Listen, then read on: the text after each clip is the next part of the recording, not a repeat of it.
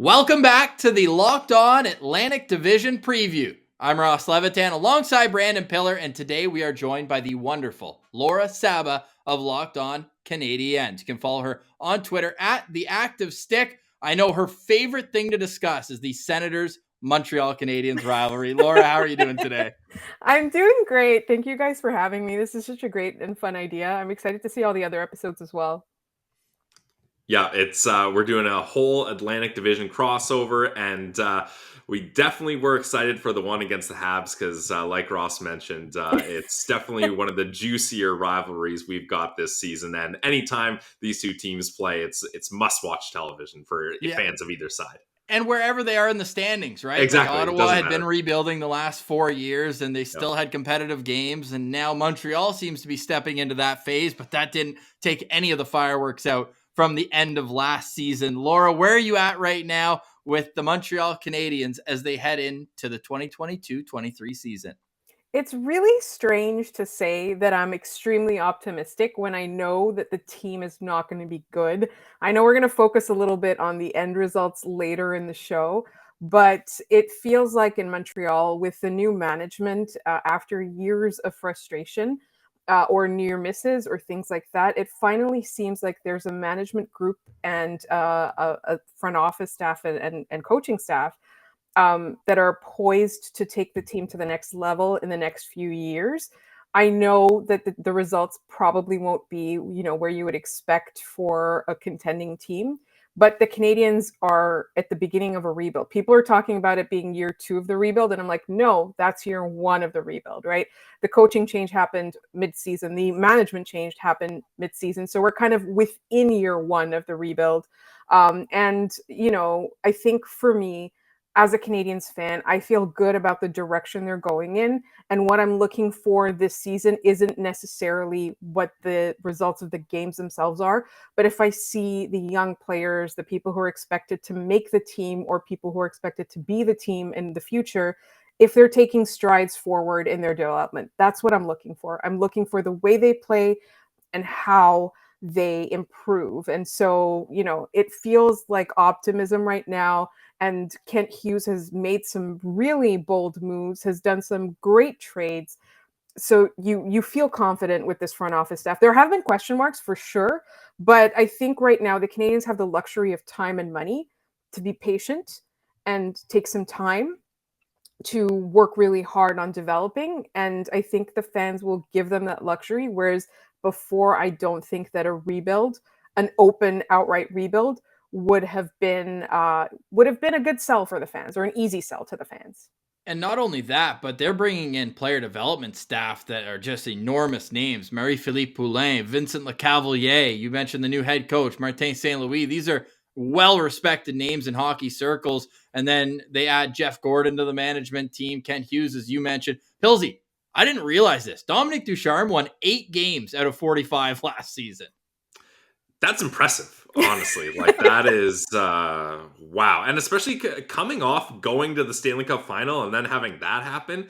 We thought making the conference final Game 7 and then the crash then was imploding. Something. That was a roller coaster of a ride you just went on, Laura. Yeah, it was interesting because I think for the Canadiens to make the Stanley Cup final, I think they played really well, and that gets discounted a lot. Yes, there were a lot of factors that helped them out. I'm not going to discount any of them. Like you can count on a Leafs implosion, and I'm not going to discount that. But I also want to mention that, against the Jets, against the Golden Knights, the Canadiens played really well. Like every single player attain their potential in that moment, and all of the luck factors kind of helped out. And then implosion against the Tampa Bay Lightning, I think that was to be expected. We did find out later that Shea Weber and Carey Price were playing through serious injuries. They never really came back from that, but I don't think anybody expected the season to start out with 8 wins in 45 games. I don't think people expected them to be that bad. I don't think people expected Cole Caulfield to regress.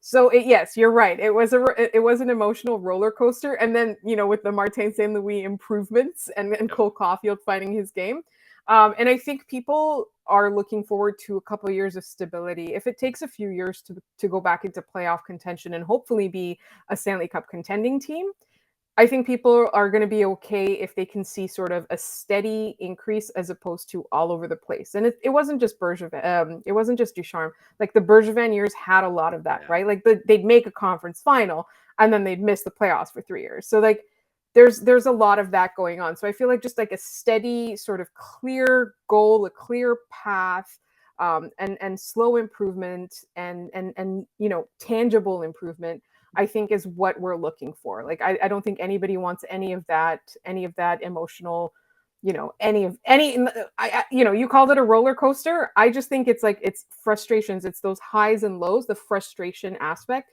I don't think anyone wants that. At what point did you know the season was off the rails? Because you had to have high expectations after making to the Stanley Cup final, but then they scored 4 goals in the first 5 games, all 5 regulation losses. Was that the alarm bell when you didn't have the Webbers and the Price in the world? Or was there still that hope that, hey, we've got a little bit of a long playoff run hangover and things will be all right? I will say that I had a little bit more patience than those first 5 games. And I think for me, it was about probably game 10, because that's around the time that you expect all the rust to be shaken off. Yeah. That's around the time you expect leaders to emerge to replace the ones that were lost. That's about the time that you would expect a coach to make adjustments. So 10 to 12 games in, I think that's a good, I look at the first month, the 10 to 12 games, if October, they couldn't get it back, then it's not that I started to worry, it's that I was resigned to the fact that the team was not going in a good direction. Yeah, and Laura, you mentioned earlier how you're starting the rebuild here, and I feel like it sounds funny, like you said, to say you're optimistic, but Sens fans can kind of relate to that. It is kind of comforting knowing, like, okay, we are in a rebuild. We can't get any lower than this. There's only up from here, and now you can get excited about prospects. You don't have to worry so much about wins and losses. It's more about the improvements. And what a way to kick off a rebuild, drafting first overall in Montreal. Like, nonetheless, it was just an epic way to kind of kickstart that. However, a lot of people, myself included, were surprised with the Habs going with Juraj Slafkovsky first overall. Now that the dust has settled a little bit and we've had time to digest it, how do you feel about that decision? I understand it a lot more after watching the Canadiens behind the scenes draft video. And, obviously it was only 10 minutes and it was taken out of hours of interviews and conversations. But the way that they talked about it, they allowed a little bit of a glimpse as to what their thinking was when they chose him. So I understand that a lot more. And I do think that one thing that we've kind of had to accept as fans is that Slafkovsky is a lot more raw than Shane Wright. Shane Wright was a much more complete, well-rounded player, closer to being ready to the NHL, to make the NHL. I think with Slafkovsky, as much as he has a high ceiling and as much as he plays well in big games and big moments, when you watch him, you can see the pockets of potential in the plays that he makes, in the way that he carries himself. But you can also tell that there needs to be more game action, more NHL experience, even more AHL experience. So I'm excited about the extremely high ceiling for this player. I am a little bit apprehensive because I know that for him to attain that potential, the Canadiens need to develop him right. And for all their talk, we haven't yet seen the action. We've seen the hirings, we've seen their conversation, we've seen the way that they talk about how they care about development now, how they're going to invest in it, and who more to invest in than your first overall pick. But I want to see it in action. So like, to me, it's up to the Canadiens. The player himself seems ready to become a star. He wants to be a star. He wants to be a big part of Montreal. He wants to be a big part of bringing success back to Montreal. And I sense that the way he works, he's going to do what it takes. So it's up to the Canadiens to really lead him correctly, to support him well, not to rush him. And so for me, I was having conversations on draft night. I was shocked. And Pilsy, you remember that. I was so shocked. I completely forgot about the DeBrincat trade that day. Yeah. Like that. I was just like, thank you for not calling me on that, by the way, all good. in the recording. But, I was having conversations with people and they're saying like, this guy could be a total bust, or he could be like the next Jaromir Jagr. And I'm like, if he gets like 1/4 of the way to a Jaromir Jagr, Yep. how great is that? Yeah, it would be fantastic. Now, I just went all the way back to find the last first overall picked forward who didn't play in the NHL immediately following his selection. Matt Sundin in 1989. There's been a few defensemen along the way. Owen Power, Eric Johnson, both stand out in terms of that. But is there pressure for Slafkovsky to play the whole year in Montreal? You mentioned Laval as an option where they wouldn't even burn a year off his contract. Is that more than likely in your opinion? Or will he at least get the 9 games and then reassess? I think there will be an assessment period because I do think that the Canadiens expect him to make the team at some point this season, but not necessarily full time. And it's entirely possible, opening night at home for the first time in almost a decade, I think a decade against the Leafs. It's entirely possible that somebody like him and guys like Caden Gooley would be in the opening night roster. And then, after a few games, they might get sent down to really spend some time, because you got to think about it. Like, he has to get top line minutes and he has to play against really physical competition, and the AHL is great for that.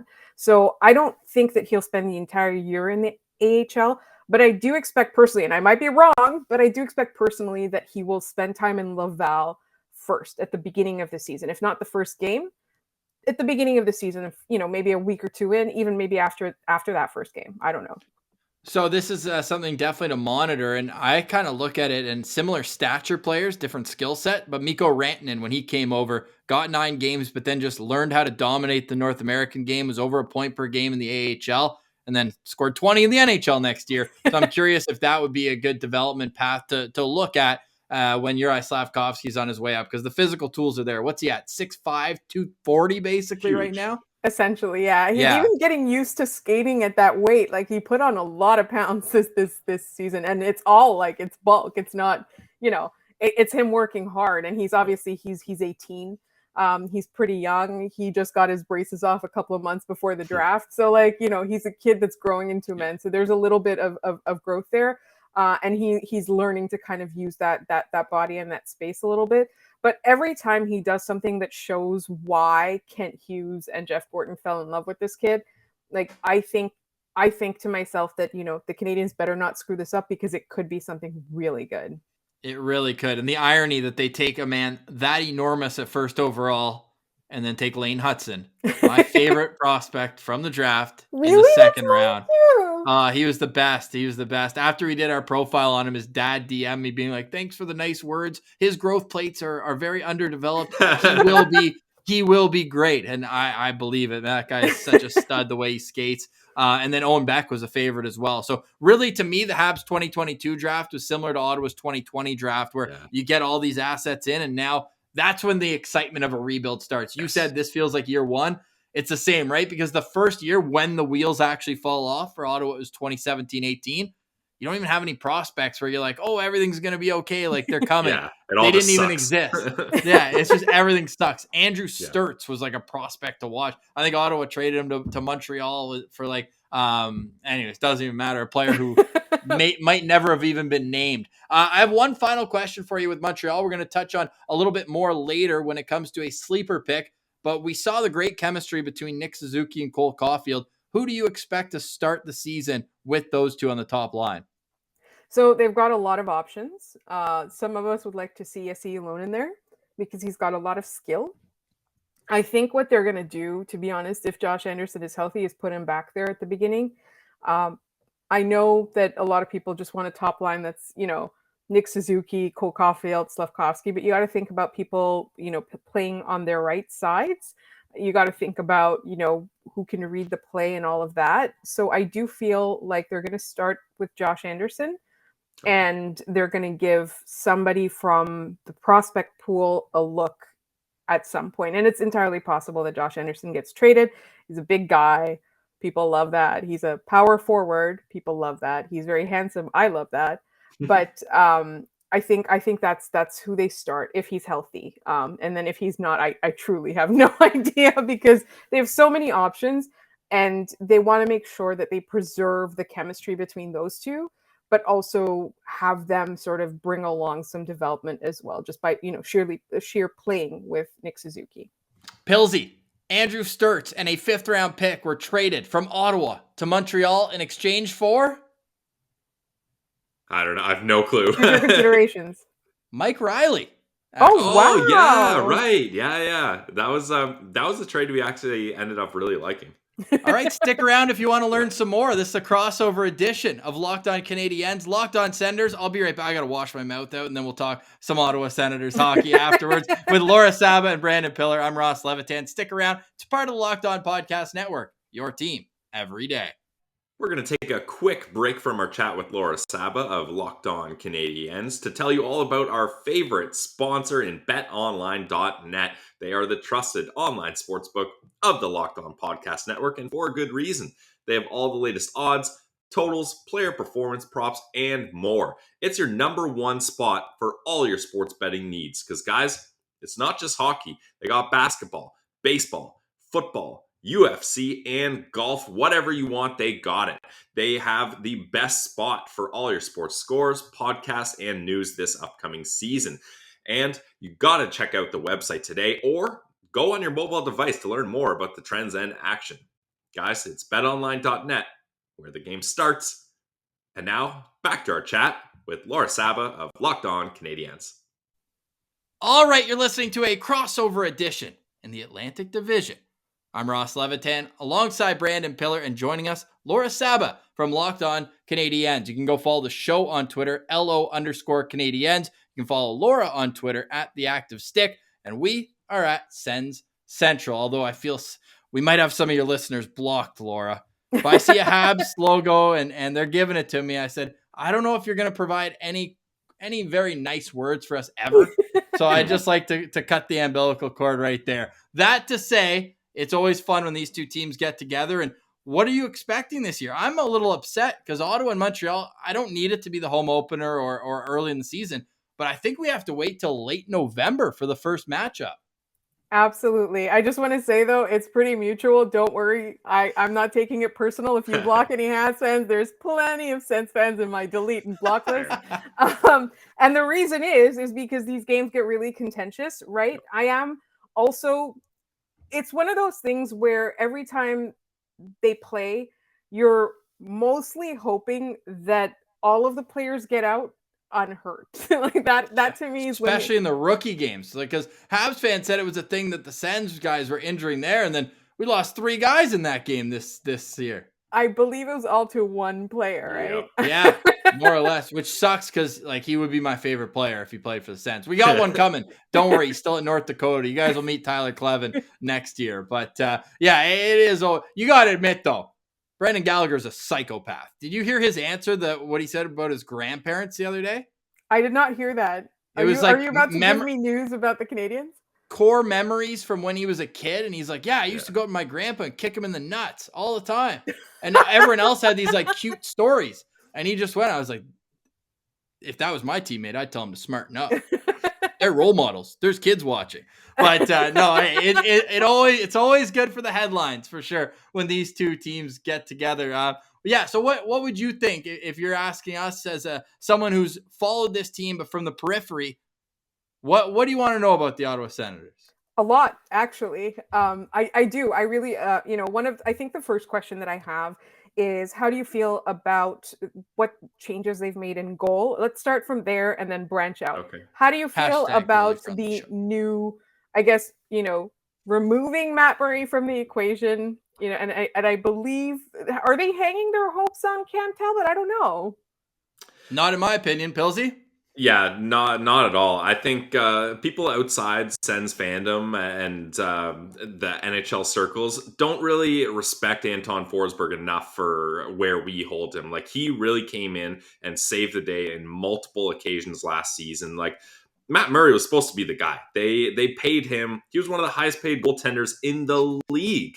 And unfortunately, he had a lot of health issues, injuries, illnesses, all these kinds of things, and he was hardly ever available. And that's why the Senators picked up Forsberg on waivers. And now, in our opinion, he's still the 1A guy. Like, Cam Talbot is trying to take his job, in our opinion, because he proved he can be a starter. He put up incredible numbers behind a terrible, terrible Ottawa Senators defense. So for us, having two solid goalies is such a relief, because last year was basically like, let's give Anton Forsberg as many starts, and then when he gets tired, I guess we'll turn it to Gustafsson or Murray. And the coaches, the fans, and probably even the players, you could tell they were not confident in those goalies. So Anton Forsberg is an incredible place to start.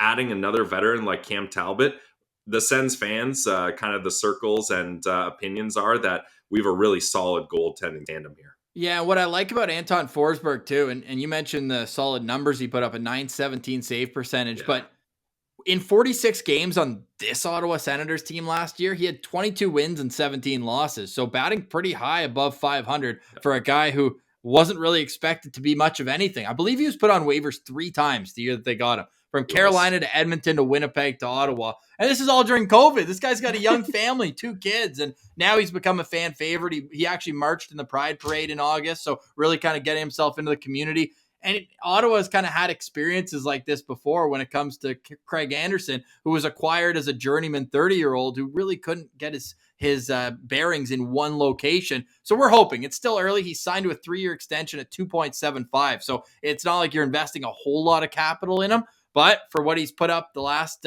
season and a bit since he's come to town, he's been available, which you can't say for the other goalies in the organization, and he's put up some good numbers. So I understand, especially from your perspective, being like, oh, Cam Talbot, 35 years old, was an all-star last year with Minnesota, won 12 of his last 13 games down the stretch in the regular season. But I think it's going to be a pretty healthy competition, 1A, 1B. I don't think either of them plays more than 55 games, though. I think it's going to be pretty even at the end of the day. I want to next ask, first of all, can I have Thomas Chabot No. for the Habs? No, absolutely not. All right. No merci. But let's talk about the defense a little bit. Yeah. If general consensus is that the Ottawa Senators have made amazing improvements in the offseason. I think, like, personally, in my mind, they were the most improved team. You know, they made the best moves, and DeBrincat was obviously a steal at what they got for him. And you get a little lucky with Chicago there. You know, I feel like Kirby Dach as well was kind of like a luck thing. Obviously, DeBrincat is elite. He's amazing. Like, I love watching him play, and I'm very, very jealous. But I want to, let's talk a little bit about the defense, because we talked about how, Ottawa has made the biggest strides, the best improvements, the most improvements, all of that, all of the superlatives there. But I want to know, what did they do to help their defense? Because that's the question mark. If you ask me, and again, I'm an observer from the outside, that's the question mark everywhere you go. It's not even goaltending. It's not a question mark in goal. It's if they get competent goaltending, everything will be okay. But for me, the defense is like, it's a question. There's no doubt that it is a huge question mark. But if you had asked us in mid-June, what are you most excited about for next season? And yeah, I guess that's kind of unfair because that's before all the moves. But Jake Sanderson, his arrival to the NHL, there is so much hype and excitement about him in Ottawa. And what a tease too. He was playing so well at North Dakota. He was named a first-team All-Star, and he missed half the year, suffered a brutal injury at the mid part of the season. He was diving across the crease to try to save a goal, and a skate cut his hand wide open. Then he got back just in time. Or no, it was the other way around. He got hurt at the Olympics, came back in time, got hurt in the first game, still at a point, and then came back in his first game back, got hurt again. So it was such start, stop season. And then he came to Ottawa and was pushing so hard to get into a couple of games at the end of the year, re-injured himself, and ended up missing. I think he was wearing a cast for 8 weeks, it felt. So we're okay, that sucks. However, looked good at the rookie tournament. Only played 1 game though. Looked real good against Toronto in the preseason opener. Had some great defensive plays against Marner and Nylander. So not the depth guys, the guys you want to see him defending well against. And a lot of their potential success hinges on a 20-year-old. And that is not lost on me how stressful that is. They seem like they're in on every guy. They were in on Mackenzie Weegar. They were in on John Marino. The laundry list continues, but the one that's left is Jacob Chychrun, who obviously has ties to the Ottawa area. His family has a cottage in Arnprior and always has in the Ottawa Valley. So I don't really know if there's a fit. It almost seems forced because he's another left shot guy, and the contract looks great, but what are you going to have to give up for him? Talking about handsome guys, Shane Pinto isn't going anywhere anytime soon, hopefully. But yeah, when you look at the D-core with Ottawa, like you're betting on at least one of Hamonic and Holden being able to handle like a top 4, top 5 role with defensive responsibility. So that could be scary. Yeah, I could understand Sens fans being a little nervous about that. I mean, honestly, the other day I got asked if there were any Norris candidates on the Canadiens, and I was like, I don't even know if there's like that many NHL defenseman candidates on the Canadiens. I don't want to get yelled at by our fans. There's a lot of potential in the pipeline. I'm not discounting that, and I think Matheson seems to be a really great pickup for the Habs, but all I'm saying is I understand what you mean when you say like your hopes are hanging on your top pairing, and then like some guys can sort of support them. And so I did want to ask a couple more questions about the current roster.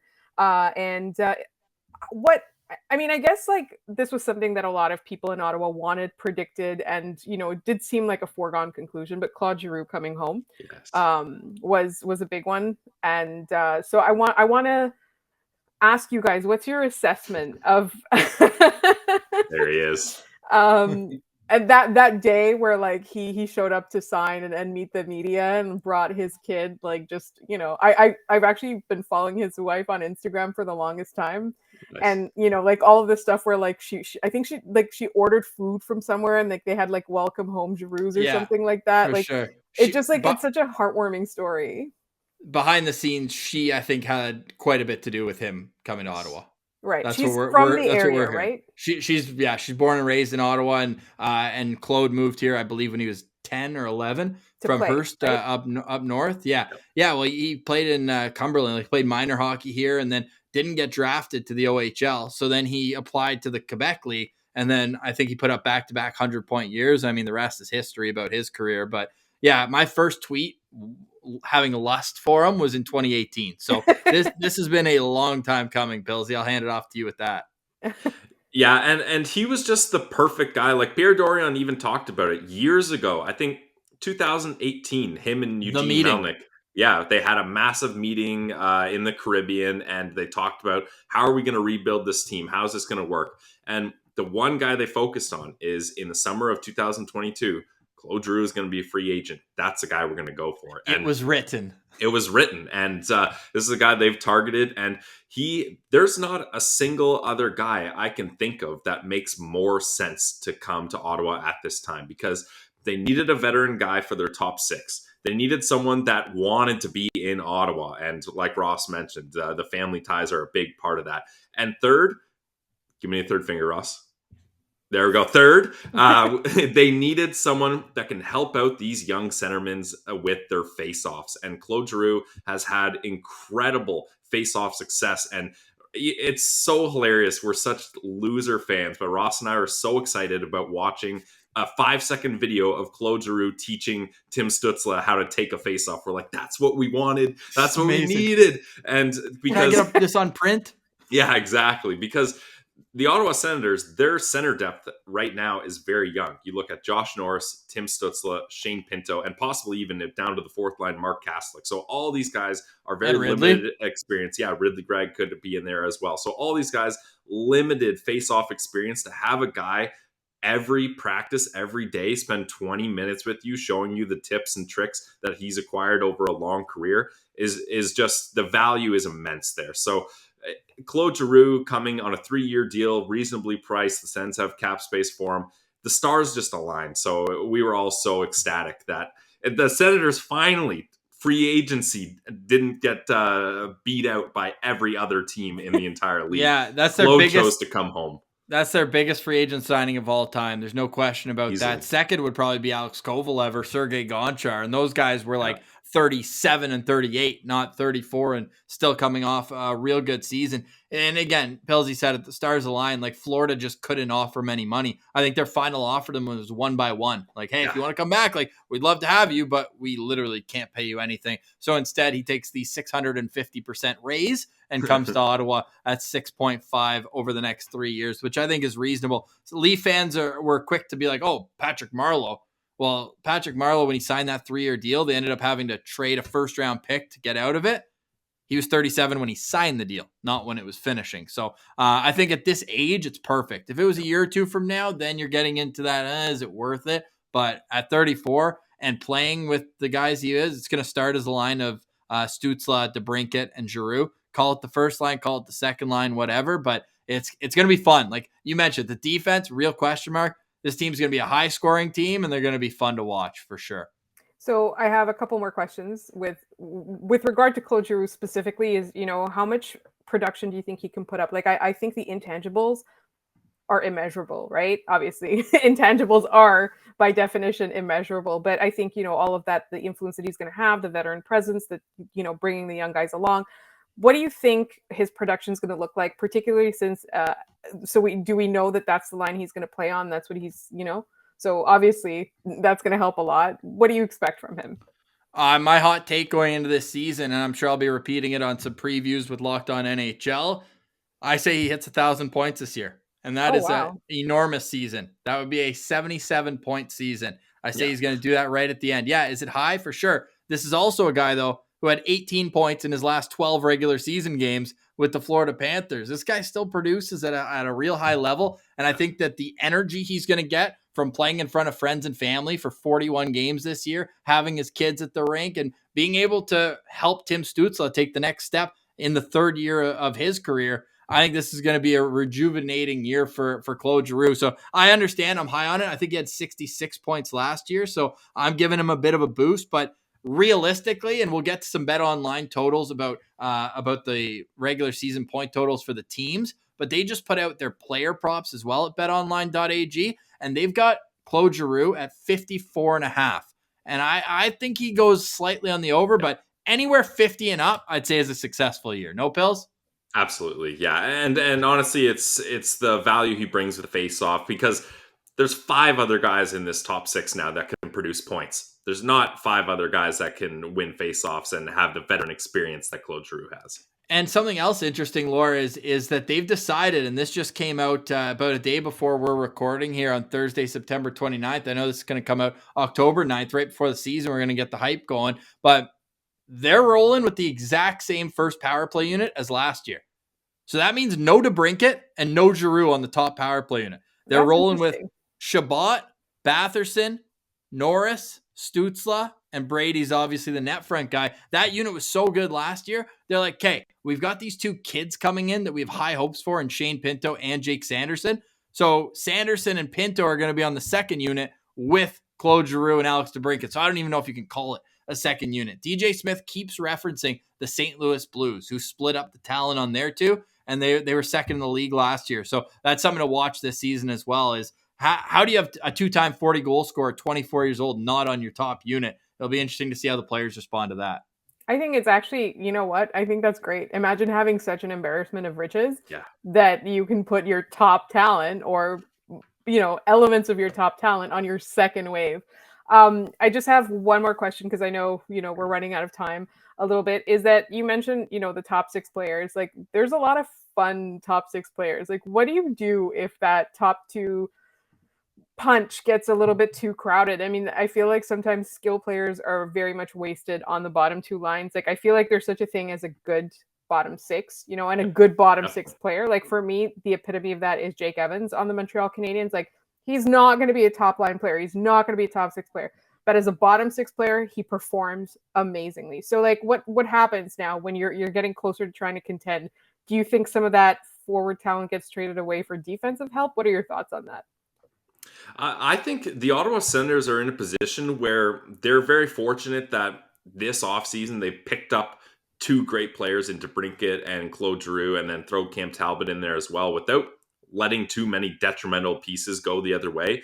And they still have a stocked pipeline of prospects that they might be able to keep all these guys at least for a while, until they kind of outprice themselves, as good teams tend to do, like the Tampa Bay Lightning. Eventually, guys just upgrade and outprice themselves. But Pilsy, they're all locked in. Yeah, but that's what I'm saying. The core guys are going to be there, but the bottom 6 guys that want to bump up to the core and eventually get priced out, that's going to happen. But the Ottawa Senators, they can keep those guys at that level while using prospects and draft picks now to acquire help on the back end like they need. Like that's the beauty of it, is they're still in that sweet spot where they haven't exhausted all their future assets in trade deadline rentals, because this is their first year where that would even be an option. So they still have ways to keep everyone in their spots slotted in this NHL roster while upgrading in other areas of weakness using prospects and picks. And I think finally, not only does the addition of the top end talent help the top six, but now, and Alex Formenton, of course, it's still clouded with the Hockey Canada investigation. He hasn't been named, but of course, there's the thought he was on that World Junior team, but he also doesn't have a contract. So how is that going to go? They pick up Tyler Mott to come in as a restricted or as an unrestricted free agent. They get him, and now all of a sudden that third line, and Shane Pinto, of course, has to stay healthy. Only played 5 games last year before a shoulder surgery wiped out the rest of his year. Like, the depth is looking good. Montreal native Mathieu Joseph was unbelievable when he came over. He's first. We do like him. He's good, eh? Second in franchise history in points per game. Sample size be damned. Right behind Danny Heatley, most points per game in Sens history. But no, all jokes aside, I think the depth is going to be kind of intriguing part of this as well. But you're right. At some point, you do have to decide who's on the outside looking in of the core and how can we address an area of weakness because of that. I just gave you a couple of guys who I think could be X factors for the Sens. We'll get Pilsy's take on those as well. And who on the Montreal Canadiens could you get on your fantasy team and still expect production, even though they're the reigning first ever 32nd place team in the National Hockey? They had to get that shot in. We'll have more of this Locked On crossover with Laura Saba from Locked On Canadiens. For Brandon Pillar, I'm Ross Levitan. Stick with us. We're a part of the Locked On Podcast Network. It's your team every day.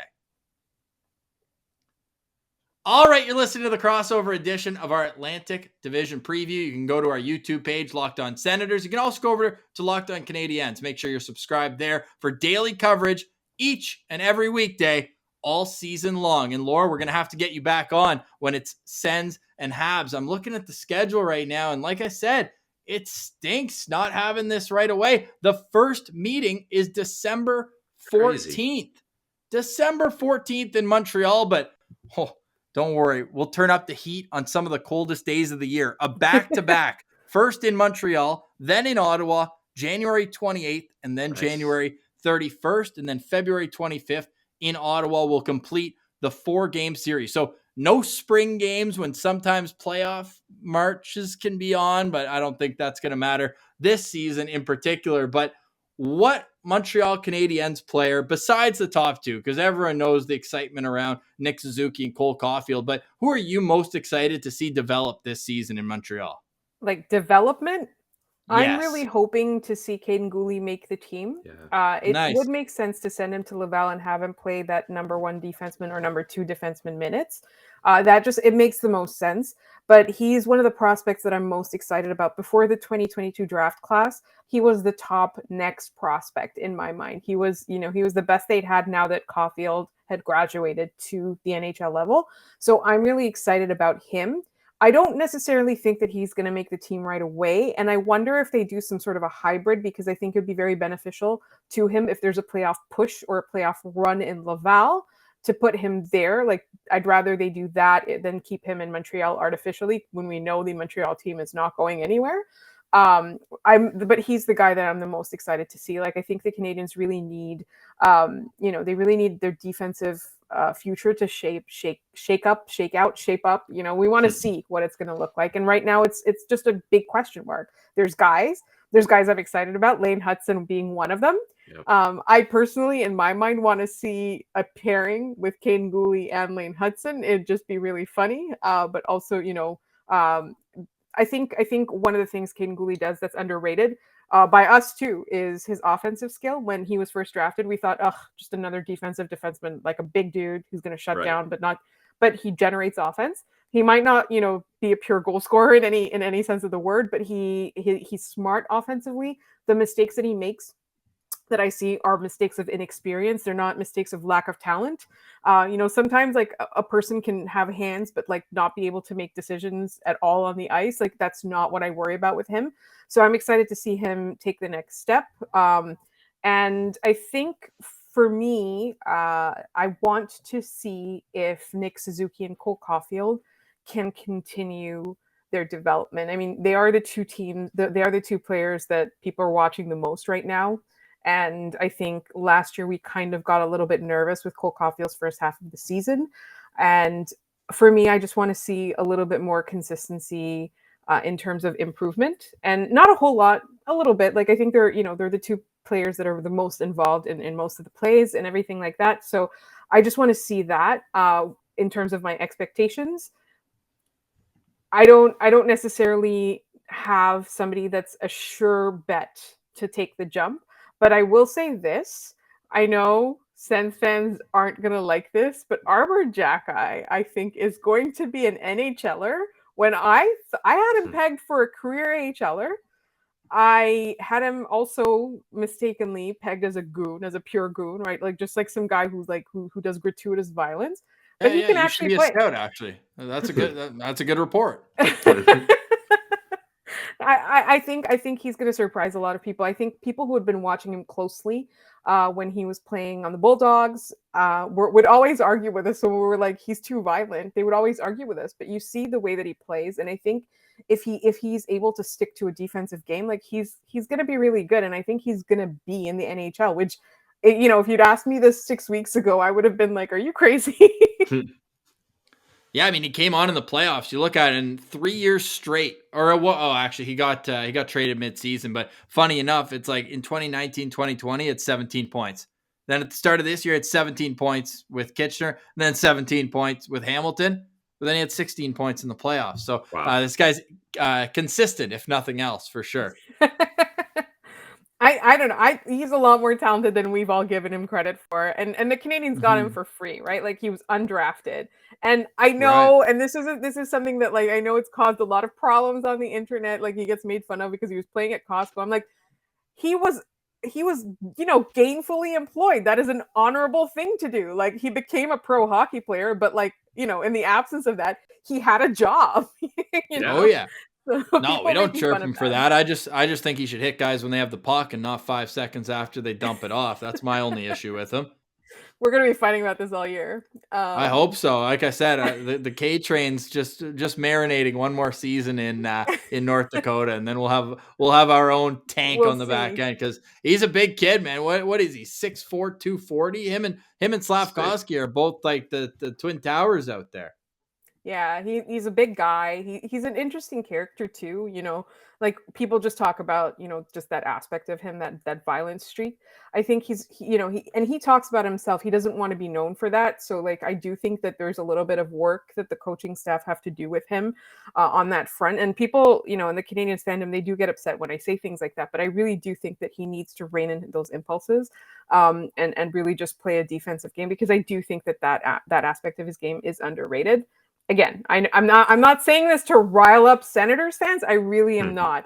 I'm saying this because I purely believe it, because I've been wrong about that, and I'm eating crow on the Sens podcast right now. Oh, it's all good. No, we understand. Like I said, if he was with Senator, I'd probably love him. But yes. And like Angus Crookshank's like one of our favorite guys, and he was quick to say last year, like that was just a tough position he put himself in. It was more so the Ostapchuk hit and the Victor Lodin hit the Lodin where it was like after the whistle and it wasn't there. Anyways, so we'll chalk it up. I'm keeping my eye on Jacki though. I'm gonna keep my eye on him, and we'll see. But Pilsy, who's the guy on the Sens that you expect to have a breakout year? The guy that I'm really looking at is Drake Batherson. He missed a lot of time due to injury last season. He was the Sens named All-Star before he got injured, and he was a guy that basically played at a point-per-game clip. Like he finished with 44 points in 46 games, and like Ross mentioned earlier in the episode, DJ Smith is going to keep him on that top power play unit where they've been clicking. He's going to stay on that line with Josh Norris and Brady Tkachuk. I only see that line getting better. And if Drake can stay healthy, I think he's someone that a lot of the rest of the NHL is going to be so focused on DeBrincat, Giroux, Norris, Stützle, Brady, where he's someone that maybe may fly under the radar. So for fantasy drafts, he's a sleeper. And for fans of other teams, when Ottawa comes to town, keep an eye on Drake. Absolutely. And when we look at BetOnline, I already gave you some player props, but when it comes to point totals for the season, for teams, sometimes they're close. and sometimes they're not. Last year, they opened the Ottawa Senators at 73.5 points. They finished with 73. They opened with Montreal at 89.5, and they finished with 55. Ooh, wow. Now, the Habs are opening at 71.5 points. Laura, are you confident that they can hit the over on that? Yes, not significantly over, but I am expecting that Martin St. Louis is going to get enough overtime losses, you can tell how old I am, and some wins, because I think, one of the things is that we talk about, we want a low finish for the Canadiens. Yep. We want a high draft pick. But are you going to tell Martin St. Louis to go out there and lose games? No. Right? And I think, the Canadiens defense is, I don't even think it's a question mark. I think it's just like a gap, like just a giant hole. It's a dot. It's a dot. Like It's to to be be continued. Yeah. And the goaltending it's dependent on both the health of both goalies, Montembeault and Jake Allen, because I think they're competent. I'm not going to say they're Carey Price level. We're not going to get that kind of goaltending out of them, but they're competent. And Jake Allen, when he's healthy, can pull out those games that are really frustrating for the opponents. He's owned Ottawa a couple times. Yeah, so I do think that with they're going to get basically competent goaltending if both goalies can be healthy and even be sort of in the positive end of that. I just think that their forwards, a lot of the scoring is going to be carried by Cole Caulfield and Nick Suzuki. They do have an embarrassment of riches at forward right now. In fact, they're trying to trade a bunch of those guys because there's just too many of them at this point. So I do think that they're going to be able to pull out enough points to get the over, but not significantly over. I'm thinking 75, 78, something like that. I don't think they're going to go much higher than that. They're definitely going to be last in the division. I don't know if we're doing division rankings, but I don't think the Canadiens are going to be anywhere above.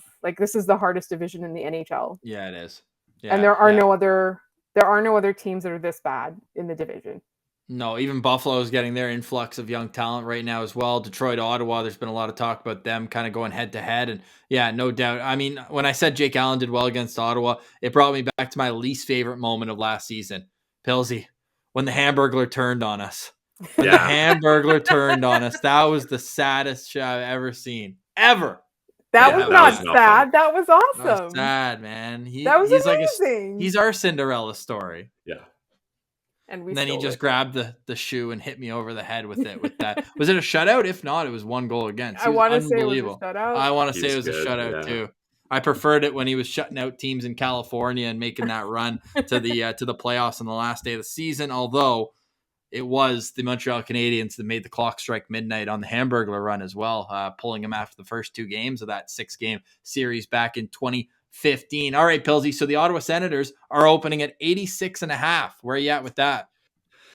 Again, I'll follow Laura's optimism and I'll say over. It's a massive jump for the Ottawa Senators to make, but they made massive jumps in the offseason. And yes, the defense is still a question mark, but I really think this is a team that's going to outscore a lot of their problems. And then having 2 veteran goalies to give your team a chance to win every single night is such a massive boost. And a lot of this hinges on young players, and a lot of these young players are only going to get better. Like I mentioned, I really think we're going to see improved seasons from Brady Tkachuk, who led the team in scoring, had 30 goals. We're going to see hopefully a healthy Josh Norris, who had 35 goals in 66 games last year, and Tim Stützle, after signing the richest contract in Ottawa Senators franchise history, he's going to be poised to have a big season with new line mates in Claude Giroux and Alex Brinkett. So I think there's a lot of things trending upward for the Sens, and this year's different. The players are sick of losing. Brady Tkachuk,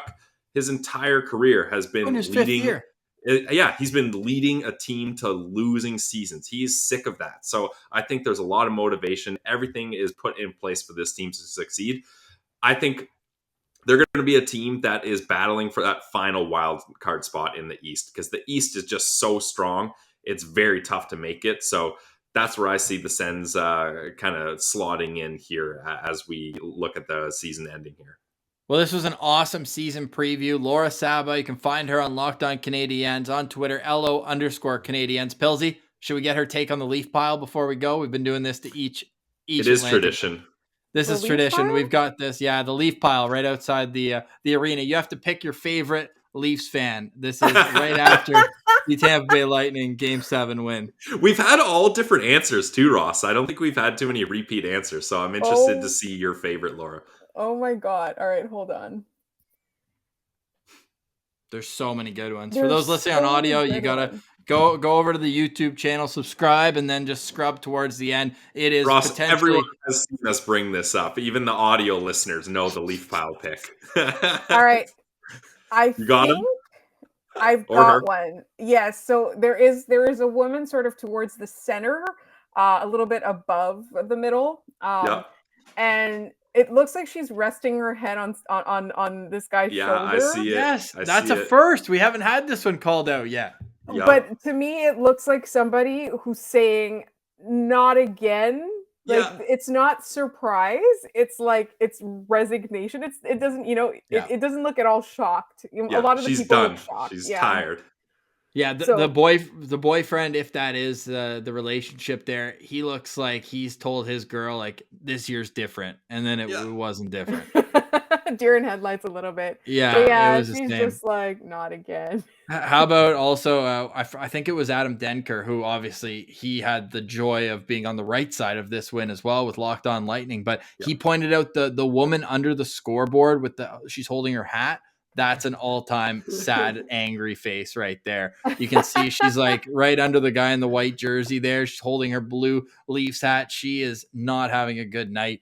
She is in one following a 4-3 overtime loss in Game 7. This is a Mona Lisa. Isn't this a Mona Lisa right here? It's like the Last Supper. This might be our most pulled up photo. This is really, really funny because I didn't know that this was a thing. Oh, yeah. I just assumed you were going to ask about the Leafs, and I was getting ready, but this is even more fun than that. No, Pilsy is the one who titled Maple Leaf Square the Leaf Pile, because they all just go and then they get swept away after the first round. But no, this has been great, Laura. Any final thoughts or questions for us before we wrap up? I think we're good. We'll probably encounter each other in November. That is when it is. December 14th. December 14th. I first said November. December 14th. You get a break from us, Laura. Yeah, exactly. Make good use of it. I hope the Habs do, because I hope that the conversation that we're having kind of illuminates at that point like where these teams are going. Like, is Ottawa indeed taking those strides forward that their offseason moves have dictated they would?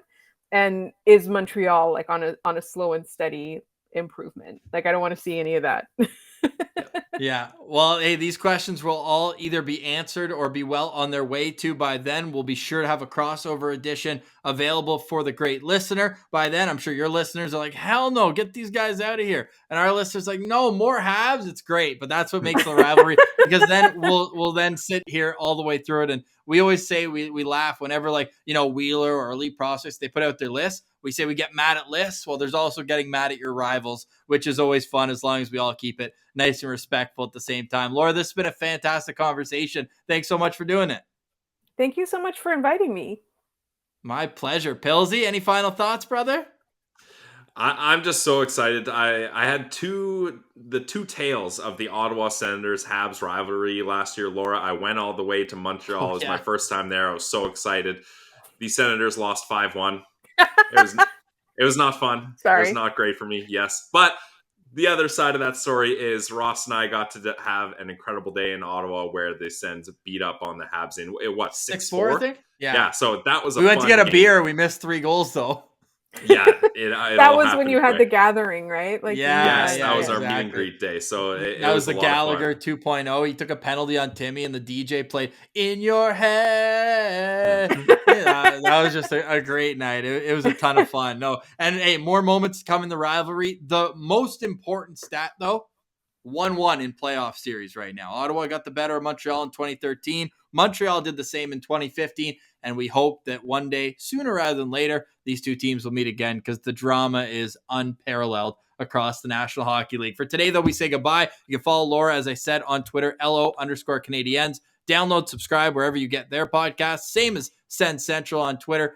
For Laura Saba and Brandon Pillar, I'm Ross Levitan. This has been another crossover edition of the Locked On NHL podcast. It's your team every day.